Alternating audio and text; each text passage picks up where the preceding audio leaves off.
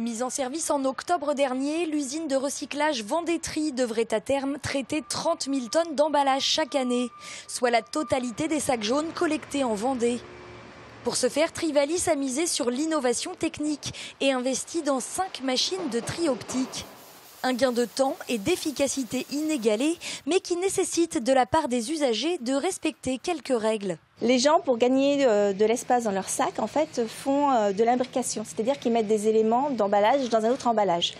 Par exemple, ici, ils ont mis du carton dans une boîte de conserve. Et du coup, ça, quand ça passe dans les tri optiques, c'est pas capté, parce que le tri optique ne peut pas dire quel matériau c'est. Et ça part en refus, donc c'est dommage. Emballage imbriqué, ordures ménagères, objets mal triés, 25 à 30% des déchets entrants sont ainsi refusés dans le circuit de tri.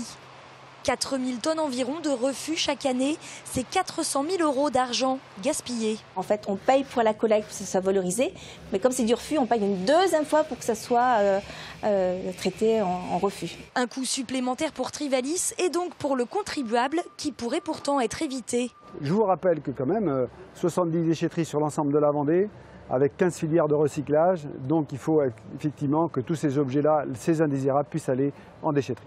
Alors, pour sensibiliser les usagers aux bonnes pratiques du tri des emballages, un circuit pédagogique est en cours de réalisation à Vendée-Tri.